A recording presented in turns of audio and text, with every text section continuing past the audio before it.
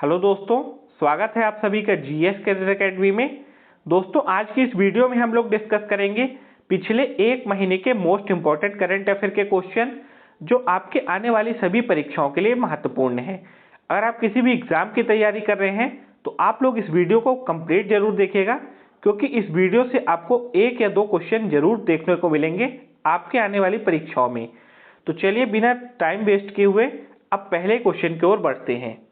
और पहला क्वेश्चन है हमारा, राष्ट्रपति ने स्वच्छ सर्वेक्षण ग्रामीण यानी एसएसजी 2022 के तहत बड़े राज्यों की श्रेणी में पहला पुरस्कार किस राज्य को दिया है। तो देखिए, अभी राष्ट्रपति के द्वारा स्वच्छ सर्वेक्षण ग्रामीण 2022 के पुरस्कारों की घोषणा हुई है और इन पुरस्कारों का वितरण भी हुआ है। और पहला जो पुरस्कार मिला है बड़े राज्यों की श्रेणी में, ये तेलंगाना राज्य को दिया गया है। और ये पुरस्कार वितरण समारोह की एक फोटो आप लोग यहाँ पे देख सकते हैं, जहाँ पे आपको भारत की राष्ट्रपति द्रौपदी मुर्मू इन पुरस्कारों के वितरण करती हुई नजर आएंगी। चलिए कुछ इंपॉर्टेंट फैक्ट की बात कर लेते हैं अब। तो स्वच्छ भारत दिवस ये कब मनाया जाता है? महात्मा गांधी जी की जयंती के अवसर पर यानी 2 अक्टूबर को मनाया जाता है। इसी दिन राष्ट्रपति द्रौपदी मुर्मू ने स्वच्छ सर्वेक्षण ग्रामीण 2022 के तहत बड़े राज्यों की श्रेणी में पहला पुरस्कार दिया है तेलंगाना को, और छोटे राज्यों और यूनियन टेरिटरीज की एक श्रेणी है और उसमें जो पहला पुरस्कार मिला है ये अंडमान और निकोबार को मिला है। स्वच्छ भारत मिशन ग्रामीण 1.0 की शुरुआत कब हुई थी? 2014 में। और स्वच्छ भारत मिशन ग्रामीण 2.0 की शुरुआत हुई थी 2020 में। तो ये भी आप लोग को याद रखना है। हमारा जो अगला इंपॉर्टेंट क्वेश्चन है, भारत के मंगलयान की बैटरी और ईंधन खत्म होते ही इसने अक्टूबर 2022 में अलविदा कह दिया। इसे कब लॉन्च किया गया था? तो देखिए, इसरो ने एक मंगलयान को लॉन्च किया था और इसको लॉन्च किया गया था 5 नवंबर 2013 में। तो इस मंगलयान कब लॉन्च हुआ था? 5 नवंबर 2013 में। और देखिए, ये मंगलयान मंगल की कक्षा में पहुंचा कब था, ये भी आपसे पूछा जा सकता है। तो ध्यान रखिएगा कि ये मंगल की कक्षा में पहुंच गया था 24 सितंबर 2014 में। तो लॉन्च हुआ था 5 नवंबर 2013 को और ये पहुंचा कब था? ये पहुंचा था 24 सितंबर 2014 में।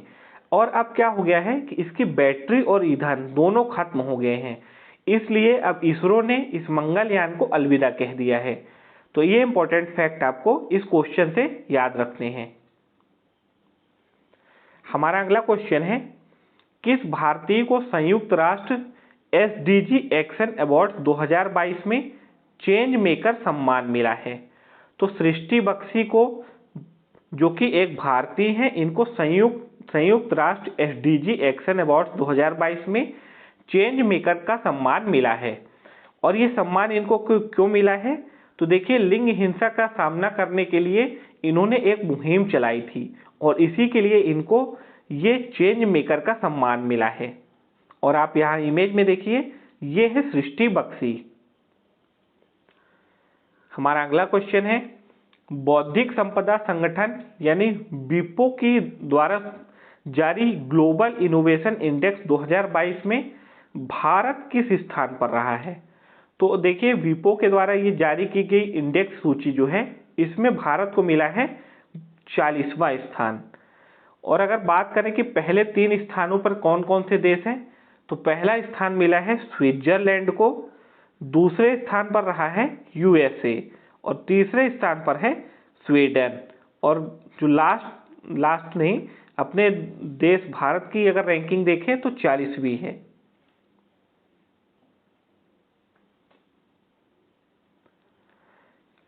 अगला क्वेश्चन है, मेघालय के राज्यपाल का अतिरिक्त प्रभार किसे मिला है? तो मेघालय राज्य के जो अब नए राज्यपाल बनाए गए हैं, ये हैं बीडी मिश्रा, जो कि पहले से ये अरुणाचल प्रदेश के जो राज्यपाल थे और इनको अब अतिरिक्त प्रभार मिल गया है मेघालय राज्य का। और ये प्रभार क्यों मिला है? तो देखिए, अभी मेघालय के जो राज्यपाल थे सत्यपाल मलिक, और ये अभी इनका 2 अक्टूबर को जो कार्यकाल है वो खत्म हो गया है।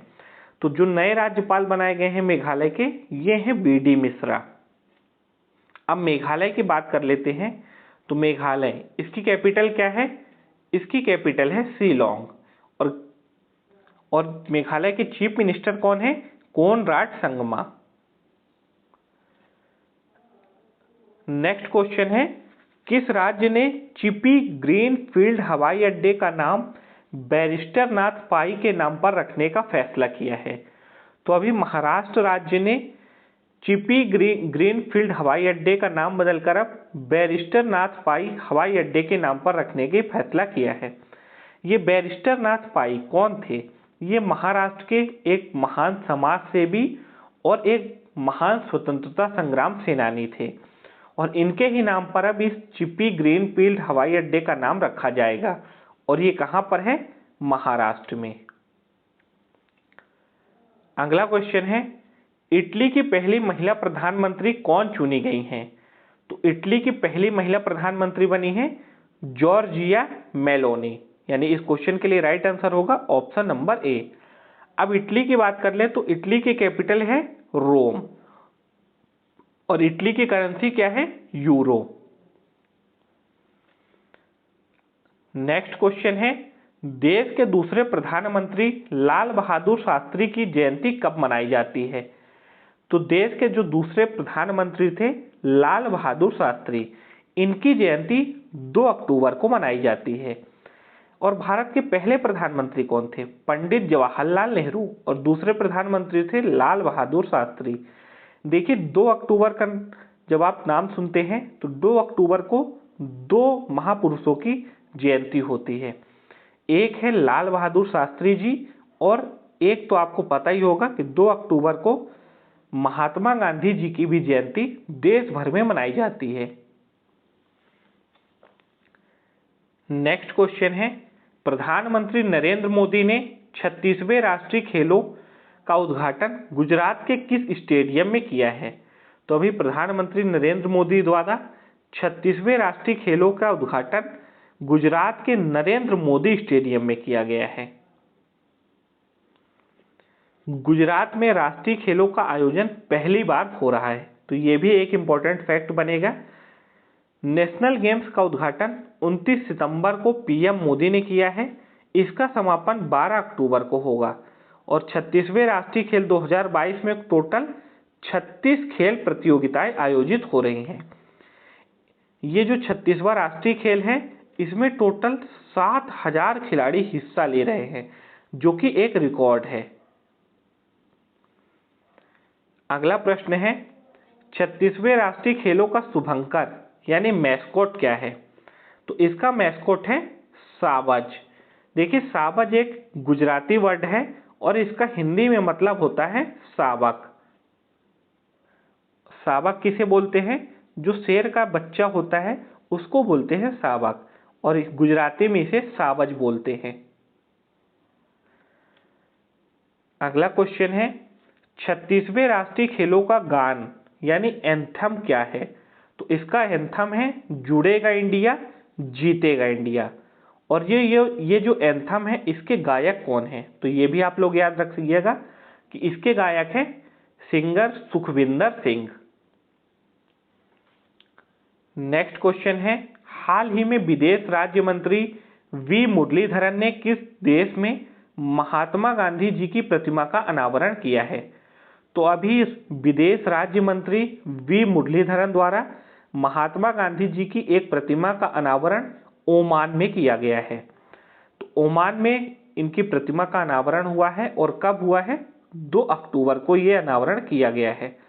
देखिए यहाँ पे हमने देखा कि विदेश राज्य मंत्री कौन है भारत के? वी मुरलीधरन। और भारत के विदेश मंत्री कौन है? तो ये हैं एस जयशंकर। तो ये आप लोग याद रखिएगा, कभी एग्जाम में पूछे कि भारत के विदेश मंत्री कौन है, तो ये है एस जयशंकर। अब बात करते हैं ओमान की। तो ओमान की कैपिटल क्या है? मस्कट। नेक्स्ट क्वेश्चन है, अक्टूबर 2022 में किस राज्य ने अनुसूचित जनजातियों यानी एसटी के लिए शिक्षा और रोजगार के क्षेत्र में आरक्षण को 6% से बढ़ाकर 10% कर दिया है? तो अभी तेलंगाना गवर्नमेंट ने अपने राज्य में एसटी के लिए शिक्षा और रोजगार के क्षेत्र में आरक्षण को 4% बढ़ा दिया है। पहले ये आरक्षण 6% का था, अब ये आरक्षण हो गया है 10% का। देखिए जो अभी तक तेलंगाना में रिजर्वेशन था ये 50% था, अब ये जब 4% और बढ़ जाएगा तो टोटल रिजर्वेशन कितना हो जाएगा, 54%। किस अभिनेता को चुनाव आयोग का नेशनल आइकन बनाया गया है? तो जैसे आप लोग सुनते होंगे कि ब्रांड एम्बेसडर कुछ लोगों को बनाया जाता है, कई कंपनियां अपना ब्रांड एम्बेसडर नियुक्त करती हैं, उसी तरह भारतीय चुनाव आयोग ने एक नेशनल आइकन नियुक्त किया है। और ये किसको बनाया है? भारतीय अभिनेता हैं फिल्म जगत के पंकज त्रिपाठी, और पंकज त्रिपाठी को अभी चुनाव आयोग के द्वारा नेशनल आइकन बनाया गया है। अब बात करते हैं कि मुख्य चुनाव आयुक्त कौन है? राजीव कुमार हैं। इन्होंने ही अभिनेता पंकज त्रिपाठी को चुनाव आयोग का नेशनल आइकन बनाया है। पंकज त्रिपाठी देश के मतदाताओं को जागरूक करने का काम करेंगे। भारतीय चुनाव आयोग की स्थापना कब हुई थी? 25 जनवरी 1950 में, और हर साल 25 जनवरी को राष्ट्रीय मतदाता दिवस मनाया जाता है। भारतीय चुनाव आयोग का मुख्यालय कहां पर है? नई दिल्ली में। और भारत के पहले चुनाव आयुक्त कौन थे? सुकुमार सेन। तो पहले आयुक्त थे सुकुमार सेन और वर्तमान में हैं राजीव कुमार। नेक्स्ट क्वेश्चन है, प्रधानमंत्री नरेंद्र मोदी ने दुनिया के पहले सीएनजी टर्मिनल की आधारशिला किस राज्य में रखी है? तो नरेंद्र मोदी जी के द्वारा पहले सीएनजी टर्मिनल की आधारशिला गुजरात राज्य में रखी गई है। यह टर्मिनल गुजरात के भावनगर में बनाया जाएगा, और इसकी आधारशिला किसने रखी है? पीएम मोदी ने। अब सीएनजी, इसका फुल फॉर्म कभी कभी एग्जाम में पूछा जाता है, तो फुल फॉर्म होता है कंप्रेस्ड नेचुरल गैस। और जो ये टर्मिनल बनाया जाएगा, ये देखिए अगले 2026 तक बनकर तैयार होगा, और इसकी जो सालाना क्षमता होगी ये 50 टन की होगी, यानी 50 टन सीएनजी इससे उत्पादन होगा। नेक्स्ट क्वेश्चन है, अंडर 17 महिला फुटबॉल सुब्रतो कप 2022 का खिताब किस राज्य की टीम ने जीता है? तो अभी झारखंड की अंडर 17 महिला फुटबॉल टीम ने सुब्रतो कप 2022 का खिताब जीता है। और झारखंड की टीम ने किसको हराया है? तो ये मणिपुर की टीम को हराया है। झारखंड की महिला अंडर 17 की टीम ने मणिपुर को 3-1 से फाइनल में हराकर सुब्रतो कप 2022 का खिताब जीत लिया है। नेक्स्ट क्वेश्चन है, हाल ही में ऑपरेशन गरुड़ चर्चाओं में रहा है, इसको किसने शुरू किया था? तो ऑपरेशन गरुड़ ये किससे संबंधित है? ये नशीली दवाओं की जो तस्करी होती है उसको रोकने से संबंधित है ऑपरेशन गरुड़, और इसको शुरू किया था केंद्रीय जांच एजेंसी यानी सीबीआई ने। नेक्स्ट क्वेश्चन है, पर्यटन को बढ़ावा देने के लिए दुनिया का सबसे बड़ा जंगल सफारी पार्क कहां स्थापित किया गया है? तो ये स्थापित किया गया है हरियाणा के गुरुग्राम में, जो कि दुनिया का सबसे बड़ा जंगल सफारी पार्क होगा। लगभग 10,000 स्क्वायर किलोमीटर में इस जंगल सफारी पार्क को बनाया गया है। नेक्स्ट क्वेश्चन है, T20 क्रिकेट में 11,000 रन बनाने वाले पहले भारतीय बल्लेबाज कौन बने हैं? तो पहले भारतीय बल्लेबाज जिन्होंने T20 क्रिकेट में 11,000 रनों का आंकड़ा पूरा कर लिया है, ये हैं विराट कोहली, और इस तरह से ये पहले भारतीय बल्लेबाज बन गए हैं। और अगर कभी आपसे एग्जाम में पूछे कि विश्व में पहले ऐसे खिलाड़ी कौन है, तो विश्व में नाम आता है क्रिस गेल का, जिन्होंने 11,000 रन सबसे पहले पूरे किए थे। नेक्स्ट क्वेश्चन है, भारत में मोबाइल नेटवर्क 5G की शुरुआत कब से हुई है? तो अभी प्रधानमंत्री नरेंद्र मोदी जी ने भारत में 5G मोबाइल नेटवर्क की शुरुआत कर दी है, और इसकी शुरुआत हुई है, आप लोग डेट याद रखिएगा क्योंकि ये इंपॉर्टेंट क्वेश्चन होगा, क्योंकि भारत में 5G सेवा शुरू हो गई है 1 अक्टूबर 2022 से। पहले चरण में भारत के 13 ऐसे शहर है जहां पर 5G की शुरुआत की गई है और आने वाले 2023 के अंत तक ऐसा लक्ष्य रखा गया है कि पूरे भारत में 5G की सेवा को सुचारू रूप से चालू किया जाएगा। और 5G इसकी मतलब स्पीड कितनी होगी, तो इसकी स्पीड है 20 GB पर सेकेंड। चिकित्सा के क्षेत्र में नोबेल पुरस्कार 2022 में किसे सम्मानित करने की घोषणा की गई है। तो देखिए, मेडिसिन के क्षेत्र में जो 2022 का नोबेल पुरस्कार है ये दिया जाएगा स्वीडन के एक डॉक्टर हैं स्वेंते पावो, और इनको ही चिकित्सा के क्षेत्र में नोबेल पुरस्कार 2022 देने की घोषणा की गई है। भौतिकी के क्षेत्र में नोबेल पुरस्कार 2022 से किसे सम्मानित करने की घोषणा की गई है।